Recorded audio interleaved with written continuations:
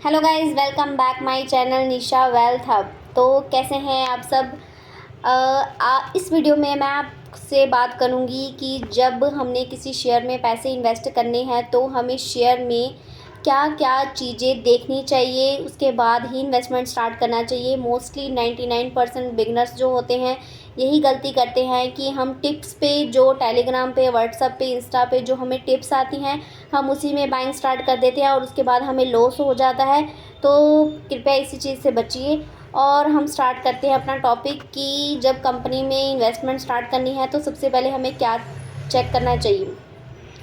तो गाइस, सबसे पहला रूल नंबर 1 है कि हमें सबसे पहले कंपनी का बिज़नेस समझना है कि कंपनी एक्चुअली में करती क्या है। राइट, कंपनी का प्रोडक्ट क्या है। कंपनी का बिज़नेस समझ लिया, कंपनी का प्रोडक्ट समझ लिया आप लोगों ने। कंपनी फ्यूचर में ग्रो कर सकती है कि नहीं। फर्स्ट, कंपनी का प्रोडक्ट, कंपनी का बिजनेस, कंपनी ग्रो कर सकती है कि नहीं। एक लाइन में आपको कंपनी का बिजनेस समझ में आना चाहिए कि कंपनी करती क्या है। और सेकंड रूल, कंपनी का बिजनेस आपने समझ लिया। अब सेकंड रूल ये है कि प्रॉफिट, सबसे बड़ा पैसा तो पैसा ही होता है। कि कंपनी का बिजनेस तो आपने समझ लिया भाई साहब, अब कंपनी में कंपनी प्रॉफिटेबिलिटी है कि नहीं। आपने पिछली हिस्ट्री चेक करनी है कि कॉन्टीन्यूसली कंपनी प्रॉफिट दे रही है कि नहीं, ग्रोथ में है, उसकी सेल कितनी है, उसका प्रॉफिट कितना है, कितना प्रॉफिट कमा रही है, मार्जिन कितना है। आपने ये सारी चीज़ें चेक करनी है। अगर तो कंपनी प्रॉफिट में है तो ये तो कंपनी में आप इन्वेस्टमेंट कर सकते हैं, स्ट्रॉन्ग कंपनी है, नो प्रॉब्लम। तो प्रॉफिट ग्रोथ रेशियो में आपने क्या चेक करना है, प्रॉफिट कंटिन्यूसली हो रहा है कि नहीं हो रहा है, ग्रोथ हो रही है कि नहीं हो रही, और थर्ड कि सेल्स इंक्रीज हो रही है कि नहीं हो रही। तीन चीज़ें आपने प्रॉफिट रेशो में, प्रॉफिट ग्रोथ रेशो में चेक करनी है। अब थर्ड चीज़ आ गई, कंपनी प्रोडक्ट चेक कर लिया, प्रॉफिट ग्रोथ चेक कर ली कि प्रॉफिट है कि नहीं। अब थर्ड, भाई हमने कंपनी भी चेक कर ली, ग्रोथ भी चेक कर लिया, अब थर्ड चेक करना है कि डेट रेशो। भाई साहब, इसके ऊपर कोई उधार तो नहीं है, इसको किसी को पैसा देना तो नहीं है, लाइबिलिटी तो नहीं है, कितना लोन ले रखा है, कितना पैसा दे रखा है, सारी चीज़ें चेक करनी है। कंपनी प्रॉफिट तो में तो है भाई, सब प्रॉफिट हो रहा है तो सारा उसी को तो नहीं ना जा रहा है। तो उसको चेक करना पड़ेगा कि हमें इसके ऊपर उधार कितना है, भाई कंपनी ने उसका कितना पैसा देना है। तो इसको चेक करने के लिए इसको कहते हैं डेट रेशो। डेट का मतलब होता है उधार, लाइबिलिटी की कंपनी ने कितना पैसा किसको देना है। ठीक है, तो उसको कहते हैं डेट रेशो। डेट रेशो अब क्या होनी चाहिए, अगर तो 0.50 से कम है तो वेल डन है, बहुत स्ट्रॉन्ग कंपनी है, नो वरी। तो हमने चेक करना है तो मैक्सिमम 0.50 मतलब 50 पैसे से लेके 1 के बीच में डेट रेशो होना चाहिए। इट मीन्स उसके पास कम ही डेट है, लाइबिलिटी है, किसी को कम ही पैसा देना है, लोन वगैरह कम ही है। अगर 1% से अगर ऊपर होता है तो मान के चलिए गाइज ये बहुत रिस्की कंपनी है, बहुत रिस्की शेयर है।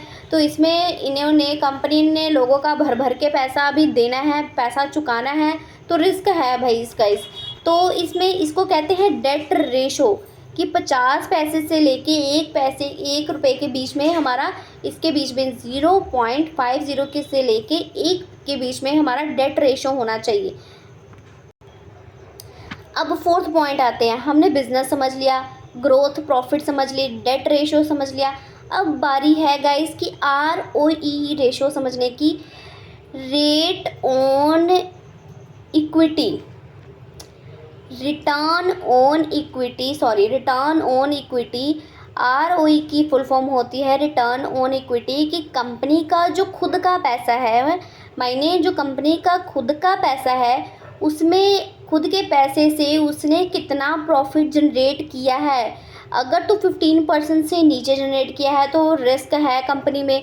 अगर तो 15% से, कंपनी ने जो 15% से ऊपर पैसा जनरेट किया है तो उसके, जो कंपनी है स्ट्रॉन्ग लेवल पे है।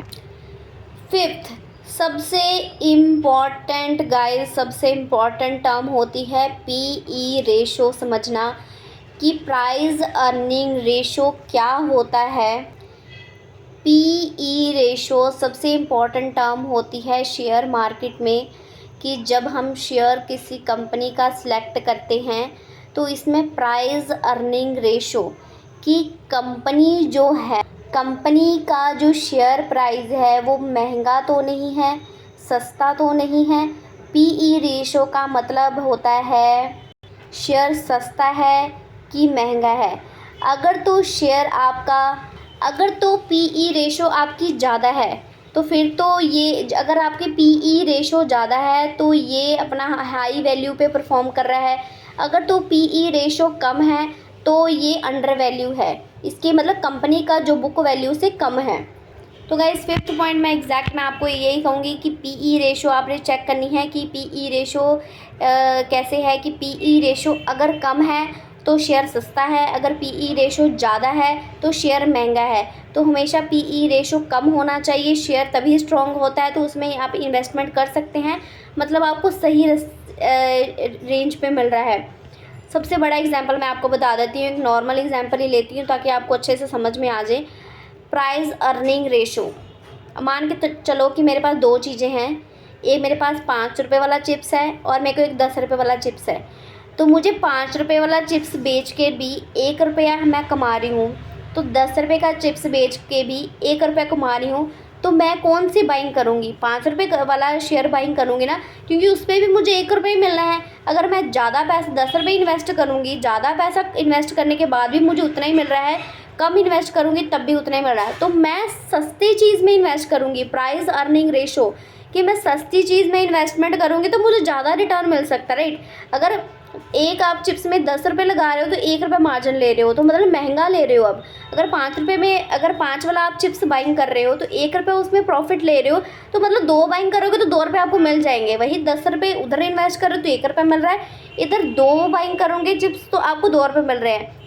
यही आपको बताना चाह रही हूँ गाइज़ कि प्राइस अर्निंग रेशो क्या होता है, कि जो हमारा प्राइस है एक चीज़ के ऊपर हम कितना कमा रहे हैं, कितना कमा सकते हैं, कितनी चीज़ सस्ती है या महंगी है। अब नेक्स्ट जो है, अब 6th रूल है प्रमोटर की होल्डिंग। हमने सारी चीज़ें चेक की। अब प्रमोटर की होल्डिंग कि प्रमोटर्स के पास, जो कंपनी के ओनर है, प्रमोटर्स है, उसके पास कितनी होल्डिंग है।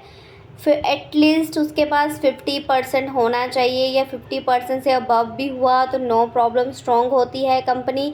इससे क्या पता लगता है गाइस, कंपनी स्ट्रॉन्ग है, कंपनी ने अपने पास ज़्यादा स्टेक रखा हुआ है। कंपनी के पास अगर 50% है, या 50% से थोड़ा सा ऊपर है, या 50% के आसपास भी है तो नो इशू, उसमें आप बाइंग कर सकते हैं। उसके बाद 50% इसके आसपास, 50% तक प्रमोटर्स के पास होल्डिंग होना चाहिए।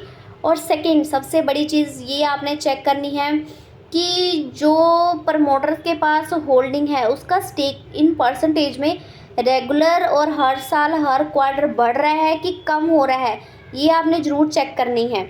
अगर तो हर साल या हर क्वार्टर बढ़ रहा है तो बहुत ही अच्छे और पॉजिटिव साइन होते हैं।